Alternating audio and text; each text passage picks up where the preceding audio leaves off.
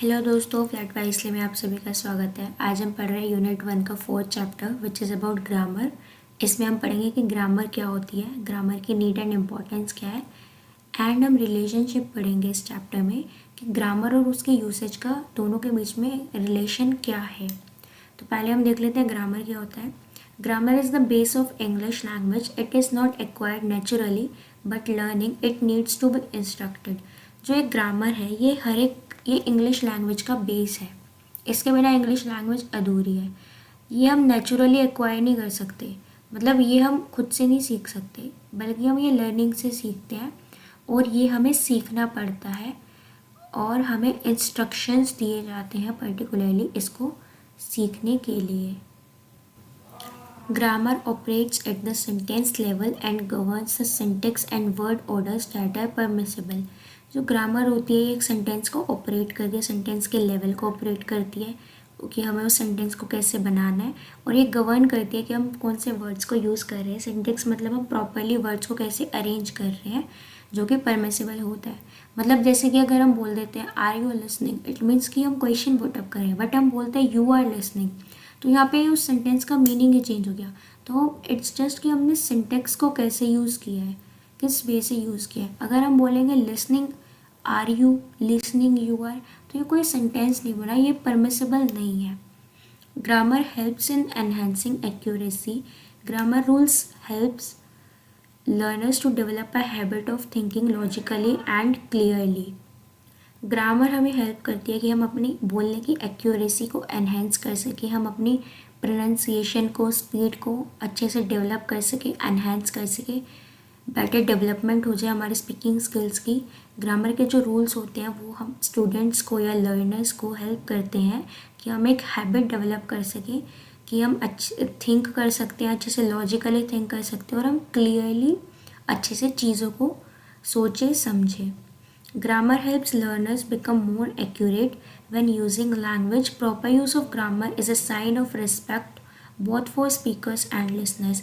जो ग्रामर होती है ये हेल्प करती है लर्नर्स को, स्टूडेंट्स को, कि वो बहुत ज़्यादा एक्यूरेट बने जब भी वो लैंग्वेज को यूज़ कर रहे हैं, वो प्रॉपर यूज़ करें ग्रामर का। जब हम प्रॉपर यूज़ करते हैं ग्रामर को तो इट मीन्स हम लैंग्वेज को रिस्पेक्ट शो कर रहे हैं, प्लस हम रिस्पेक्ट दे रहे हैं स्पीकर्स को भी और लिसनर्स को भी, जो बोल रहे हैं उन्हें भी, और जो हमारे रिसीवर्स हैं, जो लिसनर्स हैं, जो कि हमारी बात को सुन रहे हैं, हम उन्हें भी रिस्पेक्ट दे रहे हैं। Grammar helps us understand what makes sentence and paragraphs clear and interesting. Grammar हमें हेल्प करती है कि हम समझ सकें कि एक सेंटेंस और पैराग्राफ्स को कैसे क्लियरली और इंटरेस्टिंग वे में हम बना सकते हैं या समझ सकते हैं। हम एक्सप्रेस जो करना चाह रहा है पर्सन अपने पैराग्राफ्स के थ्रू, सेंटेंसेस के थ्रू, पोएम्स के थ्रू, हम वो चीज़ समझ पाते हैं ग्रामर के through. It is a structure that conveys precise meaning from the writer to the audience। ये एक स्ट्रक्चर है जो कि हमें कन्वे करता है कि हमें प्रॉपर सिंपल वर्ड्स का यूज़ करना है, एक पर्टिकुलर मीनिंग निकलेगा, मतलब बहुत सिंपल वे से हमें उस वर्ड का मीनिंग पता चलता है राइटर के थ्रू, और वो ऑडियंस तक पहुंच जाता है। जो मतलब जो लिसनर्स, राइटर हो गया यहाँ पे स्पीकर, और ऑडियंस हो गया यहाँ पे लिसनर। इट मीन्स जो वो कन्वे करना चाह रहा है, जो वो हमें बताना चाह रहा है, वो हम समझ रहे हैं अच्छे से, वो उसने लिख दिया है अच्छे से सिंपल वर्ड्स में, और अब हम उसको इजीली अंडरस्टैंड कर पा रहे हैं, अच्छे से सुन पा रहे हैं। तो ये एक स्ट्रक्चर है जो कि ये कन्वे करता है ग्रामर। नेक्स्ट आता है हमारा रिलेशनशिप क्या है ग्रामर का और उसके यूसेज का। तो ये हम देख लेते हैं, ये 5 मार्क्स में बहुत बार आता है। Grammar is the list of possible ways to assemble sentences whereas usage is a smaller list of the socially preferred ways। Grammar एक लिस्ट है पॉसिबल वेज की जो कि हेल्प करती है असेंबल करने में, सेंटेंसेस को प्रॉपर असेंबल करने में, उसके वर्ड्स को अच्छे से असेंबल करने में। whereas बल्कि जो यूसेज है is a smaller list of the socially preferred ways. बल्कि जो इसकी यूसेज है वो एक छोटी सी लिस्ट होती है कि आपको सोशली कैसे यूज़ करना है, सेंटेंसेस को प्रेफर्ड वे में कैसे आप बोल सकते हो। Grammar is the rationality of language and usage is the etiquette. English journal में लिखा हुआ है कि जो ग्रामर है ये लैंग्वेज का रैशनल है, यानी कि बेस है। ये एक प्रॉपर रेशो प्रोवाइड करता है लैंग्वेज के मतलब लेवल को एक बरकरार रखता है, ना उसको गिरने देता है ना उसको ज़्यादा हाई अप करता है, और जो यूसेज होती है एटिकेट्स होती है। यूसेज का मतलब है कि आप ग्रामर को कैसे यूज़ कर रहे हो, अच्छे से कैसे यूज़ कर रहे हो। अगर आप अच्छे से यूज़ करें तो इट मीन्स आप उसको रिस्पेक्ट प्रोवाइड करो। अगर अच्छे से यूज़ नहीं करें तो इट मीन्स आपके पास प्रॉपर एटिकेट्स ही नहीं है, आपको पता ही नहीं है कि ग्रामर का यूज़ कैसे होगा यहाँ पे। फॉर एग्जाम्पल जैसे कि छोटे बच्चों को पता नहीं होता कई बार कि आई के साथ एम लगता है या आई के साथ हमेशा हैव लगता है, हैज़ नहीं लगता। तो ये ग्रामर के एटिकेट्स हैं जो कि बच्चे यूज़ नहीं कर पा रहे हैं, वो उसको सीख रहे हैं। Usage of language is a matter of acceptability. That is why the grammar rules in books keeps on changing. हम जैसे जैसे लैंग्वेज को यूज़ करते हैं ये एक मैटर बन जाता है कि हम उसको कैसे एक्सेप्ट कर रहे हैं कि हाँ मैं ऐसे ही लैंग्वेज को यूज़ करना है या नहीं। जैसे कि डिपेंड करता है कि आप एक वर्ड को कैसे प्रोनाउंस करते हैं। जैसे कि पहले हम शुरू से हम वेडनेसडे बोलते आ रहे थे, बुधवार को इंग्लिश में वेडनेसडे बोलते थे, लेकिन अब हम उस सभी उसको प्रोनाउंस करते हैं वेंसडे। अब हम उसको वेंसडे बोलते हैं। तो यानी कि हमने एक्सेप्ट कर लिया कि अगर हम ये लैंग्वेज को यूज़ करेंगे तो हम इसको वेंसडे बोलेंगे। हम पहले एजुकेशन बोलते थे लेकिन अब वो एडुकेशन हो गया है। इट मीन्स कि हमने एक्सेप्ट किया है कि वो वर्ड एजुकेशन नहीं है, उसको हम एज एडुकेशन पढ़ेंगे। तो ये कुछ बेटर होता है कि हम एक्सेप्ट कैसे कर रहे हैं। इसलिए जो ग्रामर रूल्स होते हैं बुक्स में जो लिखे हुए होते हैं ग्रामर रूल्स, वो ज़्यादातर चेंज होते रहते हैं। कंटिन्यूस प्रोसेस है ये कि ये हमेशा चेंज होते रहते हैं। Each language has its own systematic ways through which words and sentences are assemble to convey meaning. This system is grammar.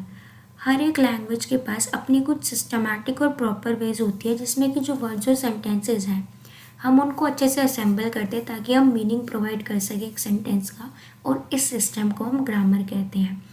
But with in the grammar of a language but with in the general grammar of a language certain alternative ways of speaking and writing acquire and become the conventional usage habit of dialect groups. लेकिन जैसे जैसे हम grammar को use करने लगते हैं as a language तो बहुत सारे ऑल्टरनेटिव वेज आ जाते हैं कि हम ग्रामर को कैसे बोलेंगे, कैसे लिखेंगे, और ये सब चीज़ें हम फिर एक्वायर कर लेते हैं। अलग अलग ऑल्टरनेटिव वेज को एक्वायर कर लेते हैं, मतलब हम वैसे करने लगते हैं और हम कन्वेंशनल हैबिट्स अपने अंदर डाल लेते हैं कि हाँ हम ऐसे ही यूज़ करेंगे। तो पर्टिकुलर कुछ ग्रुप्स बन गए हैं जो कि अपने अपने ओन रूल्स के अकॉर्डिंग ही ग्रामर का यूज़ करते हैं। Grammar has to do with the correct placement of words in a sentence, whereas usage involves using the proper word. जो ग्रामर है ये वर्ड्स को इसमें वर्ड्स मैटर करते हैं कि एक सेंटेंस में उन्हें करेक्ट प्लेस किया गया है, बल्कि यूसेज में ऐसा कुछ नहीं होता। ये बस एक प्रॉपर वर्ड्स का इन्वॉल्वमेंट रखती है कि हम प्रॉपर वर्ड्स लिख रहे हैं, हम कोई गलत वर्ड नहीं लिख रहे, क्योंकि अगर गलत वर्ड लिख दोगे तो मीनिंग ही चेंज हो जाएगा। Grammar refers to the syntax and structure of a language, whereas complaints about the misuse of words or rules would fall into the category of usage.